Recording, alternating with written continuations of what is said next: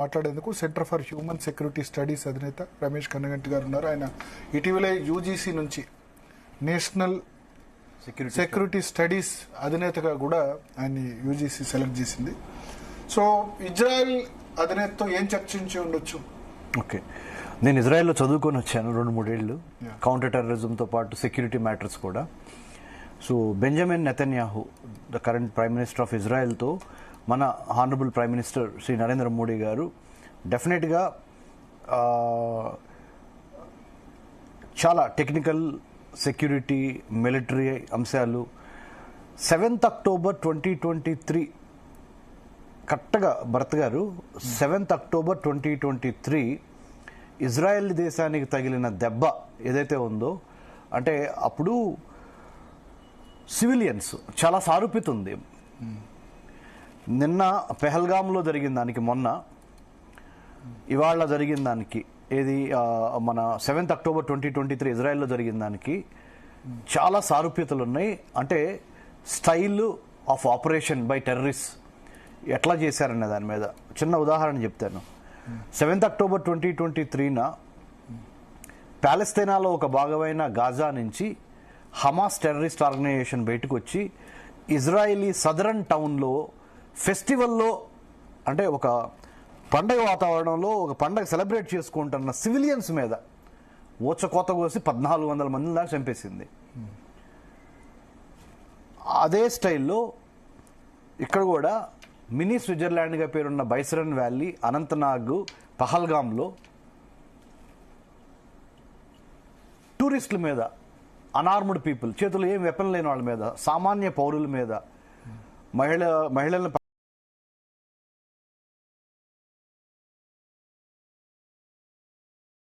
కాబట్టి మన ప్రధానమంత్రి మోడీ గారు తప్పనిసరిగా ఇజ్రాయలీ ప్రైమ్ మినిస్టర్ నెతన్యాహు గారితో వీటన్నిటి మీద డిస్కస్ చేస్తుంటారు. పైగా ఇంటెలిజెన్స్ షేరింగ్ కానీ, ఇంకా వెపన్ రిలేటెడ్ ఇష్యూస్ కానీ, and the style and method of operation. Mossad సాయం తీసుకుంటారు అసలు ఈ విషయంలో ప్రపంచంలో అన్ని ఇంటెలిజెన్స్ ఏజెన్సీలన్నీ భారతదేశానికి సహాయం చేస్తాయి.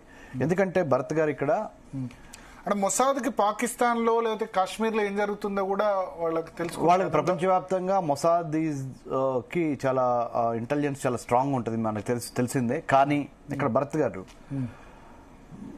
మొసాద్ ఇంటెలిజెన్స్ కూడా ఫెయిల్ అయ్యే విధంగా మన 7th October 2023 అటాక్స్ జరిగినాయి. కాబట్టి పాలస్తీనా నుంచి, అంటే గాజా, పాలస్తీనాలో ఒక భాగమైన గాజా నుంచి హమాస్ టెర్రరిస్ట్ ఆర్గనైజేషన్ వచ్చి 1400 మంది ఇజ్రాయలీ పౌరుల్ని హతం చేసింది కదా 7th October 2023. అప్పటి నుంచే కదా ఇజ్రాయెల్ పాలస్తీన్ వార్ స్టార్ట్ అయింది. సో వాళ్ళు తమ దేశాన్ని వాళ్ళు కాపాడుకోలేకపోయారు ఆ రోజున. సో వాళ్ళ యొక్క క్రెడిబిలిటీ, మొసాద్ క్రెడిబిలిటీ చాలా వరకు తగ్గిందనే చెప్పాలి. But at the same time వాళ్ళ అనుభవం మట్టికి మనం తీసిపారేలేము. చాలా సక్సెస్ఫుల్ ఆపరేషన్స్ జరిగినాయి. ఆ సక్సెస్ఫుల్ ఆపరేషన్స్లో చాలా సక్సెస్ఫుల్గా ఇజ్రాయెల్ని వాళ్ళు ప్రొటెక్ట్ చేసుకోగలిగారు ఇదివరలో.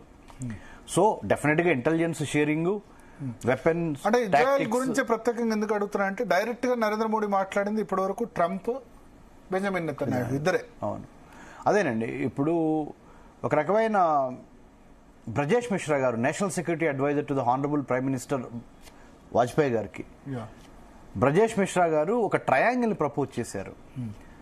America, Israel, India strategic triangle ని 2002 సంగతి మాట్లాడుతున్నాను నేను మీతో. 23 ఏళ్ల క్రితమే ఏదో ఒక రోజున అమెరికా అంటే Christian country, Jewish Judaism, India అంటే హిందూ, ఈ ముగ్గురు కలిసి ఏదో ఒక రోజున ఫండమెంటలిజానికి వ్యతిరేకంగా కొట్లాడాలి, ఆ రోజు వస్తుందని 23 ఏళ్ల క్రితమే బ్రజేష్ మిశ్రా గారి యొక్క ప్రోగ్నోసిస్ ఇవాళ నిజమైంది. అందుకని ప్రైమ్ మినిస్టర్ మోడీ గారు డొనాల్డ్ ట్రంప్తో మాట్లాడారు, plus Benjamin Netanyahu Israeli prime minister గారితో మాట్లాడారు. So they felt they are going in the same wavelength match అయింది.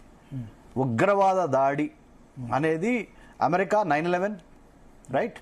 ఇండియా మనకి 26/11,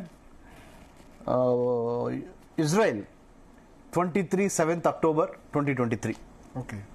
సో ఈ మూడు సారూప్యతలు, మూడిటి మీద ఇక్కడ ఒకటి గమనించాల్సిన అంశం, మూడు